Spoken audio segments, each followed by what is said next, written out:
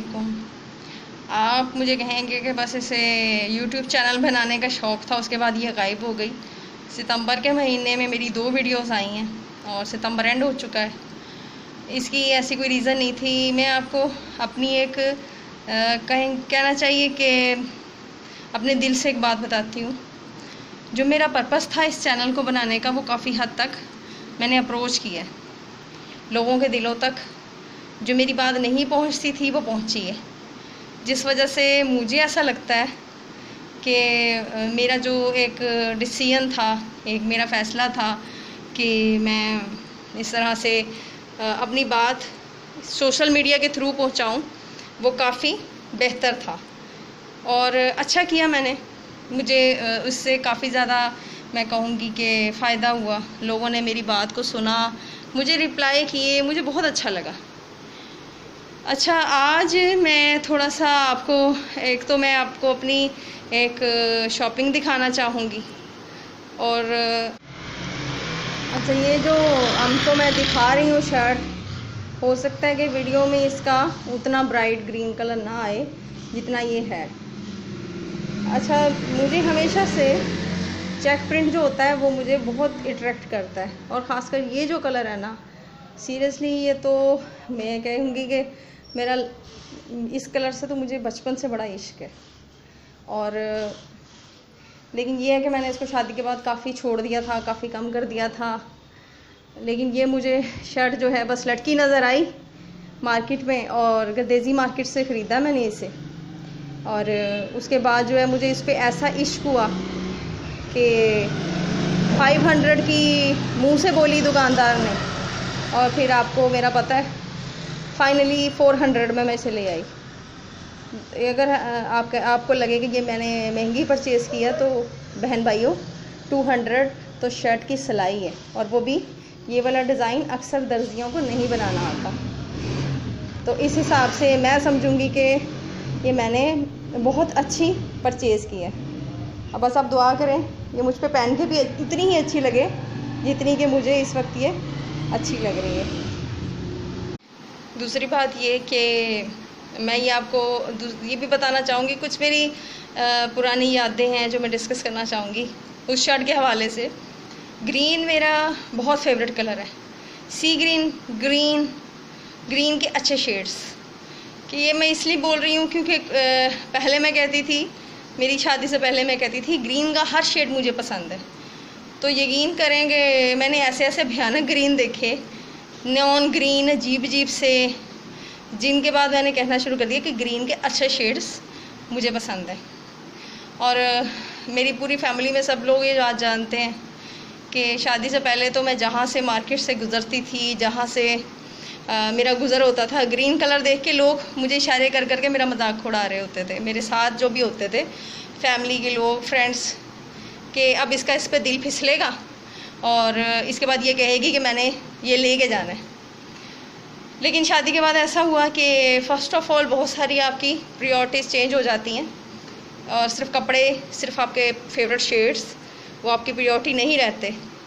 और दूसरी बात ये कि मेरे हस्बैंड ने जो है ना, वो अक्सर बिल्कुल नोटिस नहीं किया कि मैंने आज कपड़े, कोई नया सूट पहनना है, मैंने आज कोई शादी के शुरू में। तो मैंने पूछा कि भाई पता नहीं चलता मैं नया कहते तुम्हारे सारे एक ही जैसे शेड्स हैं, तुम्हारे एक ही जैसे कपड़े हैं, एक ही स्टाइल के, मुझे क्या पता चलेगा। फिर मुझे उस दिन रियलाइज़ हुआ कि ये तो अच्छी खासी प्रॉब्लम है, बहुत बड़ी प्रॉब्लम है। और फिर मैंने जो है अवॉइड करना शुरू किया ग्रीन कलर, सी ग्रीन कलर। अच्छा, मेरी एक शुरू से आदत है, हो सकता है आप सोचें कि मैं ऐसे कह रही हूँ, लेकिन मेरी एक आदत है, मैं जो सोच लेती हूँ, मैं जो चाहती हूँ, जो मेरी पसंद होती है ना, मैंने कभी वो किसी की खातिर उसको, यानी इस हिसाब से, हाँ, जैसे कि कोई आपको कहे कि तुम इस ऐसे कर लो, प्यार मोहब्बत की बात अलग होती है। जैसे कि कोई मेरा मजाक उड़ाए कि लो जी ये तो सिंपल कपड़े, या जैसे कि हाँ, मेरी एक दोस्त थी, वो बड़ा मेरा इस मामले में काफ़ी मजाक उड़ाती थी कि ये हर कपड़ों पे इसका कॉलर होता है, हर कपड़ों पे इसकी बैन होती है। इस हिसाब से तो मैंने कभी खुद पे सवार नहीं की इस तरह से लोगों की बातें। मैं अच्छे कपड़े पहन रही हूँ, मैं अच्छी ये कर रही हूँ, मैं वो बुरा कर रही हूँ, जैसा भी कर रही हूँ ना, मैंने कभी ये खुद पे इस चीज़ को सवार नहीं किया कि भाई लोग क्या सोचते हैं। वैसे भी किसी समझदार इंसान ने कहा है कि सबसे बड़ा रोग क्या कहेंगे लोग। ये मेच्योरनेस अल्लाह का बहुत शुक्र है कि मुझ में वो काफ़ी पहले आई हुई थी, काफ़ी पहले। मैं ये नहीं कहूँगी कि बचपन से थी, लेकिन ज़िंदगी में ऐसे बहुत सारे टॉक्सिक रिलेशनशिप्स देखे हैं, गुज़रे हैं, जिनकी वजह से ये समझबूझ या कह लेंगे मेच्योरनेस काफ़ी पहले आ गई थी। जो लड़कियां कहती हैं कि हमें जो है ना अब काफ़ी बाद में समझ आया, हाँ अभी भी बहुत सारी मिस्टेक्स हैं ज़िंदगी में। रिसेंटली जिस बारे में आपसे बात हुई थी, काफ़ी बुरा मेरा एक्सपीरियंस था उस रिलेशनशिप का। ऐसी दोस्तियों से, ऐसे लोगों से जो आपकी मेंटल कैपेबिलिटी पे पूरे नहीं उतरते ना, मैं आपसे ये कहूँगी कि उसको कंटिन्यू करने का कोई फ़ायदा ही नहीं है। मेरे हस्बैंड कहते हैं कि मेंटल कैपेबिलिटी उतनी मैटर नहीं करती जितनी कि आपकी आदत, आपके शौक़ ये मैटर करते हैं कि वो आपके एक जैसे हों। मैं कहती हूँ कि नहीं, शायद नहीं। किसी भी अच्छे रिलेशनशिप को चलाने के लिए मेरा ज़ाती मानना है, हो सकता है मैं गलत हूँ, मैं कोई बहुत इंटेलेक्चुअल बंदा तो हूँ नहीं, मेरे हिसाब से अगला शख्स आपके लेवल का पढ़ा लिखा होना चाहिए। किसी भी रिलेशनशिप को चलाने के लिए, किसी भी फ्रेंडशिप को चलाने के लिए, स्पेशली मैं कहूँगी आपकी अगर शादी का रिलेशनशिप है ना, उसको चलाने के लिए आपका जो पार्टनर है, फ्रेंड है, कोई भी है, आपकी मेंटल कैपेबिलिटी पे पूरा उतरना चाहिए। मैं एक शख्स से बात कर रही हूँ, मैं उसे बीच बीच में बताऊँ कि मैच्योर का क्या मतलब है, मैं उसे बीच में रुक कर बताऊँ कि जी मैंने क्या, ये इंग्लिश का गलती से मेरे मुंह से जो वर्ड निकल गया, ये मेरे मुंह से बड़ा गुनाह निकल गया, मैं उसे ट्रांसलेट करूँ, ये रिलेशनशिप कहाँ चलेगा। एक वो स्टेटस भी मैंने कुछ दिनों पहले पढ़ा था कि उन्हीं लोगों के सामने आप इजी फील करते हैं, कंफर्टेबल फील करते हैं, जिनके सामने आप चाय में डुबो के बिस्किट खा सकते हैं। मैं इसी चीज़ को मानती हूँ। मुझे आर्टिफिशियल ना बनना पड़े, आपको आर्टिफिशियल ना बनना पड़े जिन लोगों के सामने। और जो मैं ज़ाती तौर पे मैं घर में लैंग्वेज यूज़ करती हूँ, मैं उनके सामने भी वही करूँ। ये है मेरे मेंटल कैपेबिलिटी के लोग। और आपको मैं सिर्फ इतनी सी एडवाइस करना चाहूँगी, समझदार तो खैर मैं इतनी नहीं, पर फिर भी अपनी ज़िंदगी का एक्सपीरियंस एक बताना चाहूँगी कि ऐसे लोग जो आपको ज़हनी तौर पे तकलीफ़ देते हैं ना, निकल आए ऐसे रिलेशनशिप से। हाँ, मैं ये बिल्कुल नहीं कहूँगी कि वो रिलेशनशिप शादी का हो तो भी उसमें से इजीली निकल आए। शादी का रिलेशनशिप बनाते हुए शायद उतना सोचें बिल्कुल ना, क्योंकि आजकल शादी होना डिफ़िकल्ट हो गया है काफ़ी। लेकिन उसको ख़त्म करने से पहले 100 बार सोचें। शादी का रिलेशनशिप ख़त्म ऐसे कभी भी किसी के साथ मत करें कि जी वो मेरी मेंटल कैपेबिलिटी पे नहीं है, क्योंकि अब हो गई है। मैं तो उन पुराने ख्यालात की औरतों में से हूँ जो कहती थी कि लड़की का जनाजा निकले। यकीन करें आप, हो सकता है मेरी सोच से इत्तफाक ना करें कि ये औरत पे जुल्म है या समथिंग एल्स। अच्छा, वो बात बीच में रह गई जो मैं आपसे कर रही थी कि मैंने फिर सी ग्रीन कलर को अवॉइड करना शुरू कर दिया।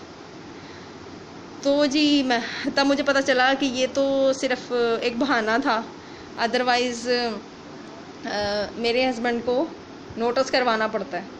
ये तो एक आम सी मामूली सी बात हो गई, मजाक में बात हो गई। लेकिन मैटर क्या था कि मेरा जो एक फ़ेवरेट कलर था, मेरा एक फ़ेवरेट शेड था, वो मैंने लोगों की बातों में आके काफ़ी अवॉइड कर दिया। लोगों की क्या, खैर मैं कहूँगी सबसे ज़्यादा इन्फ्लुएंस इस सिलसिले में मुझे किया मेरे हस्बैंड ने कि जो है ना, तुम पे फ़लाँ कलर भी ज़्यादा अच्छा लगेगा, तुम पे फ़लाँ कलर भी अच्छा लगेगा।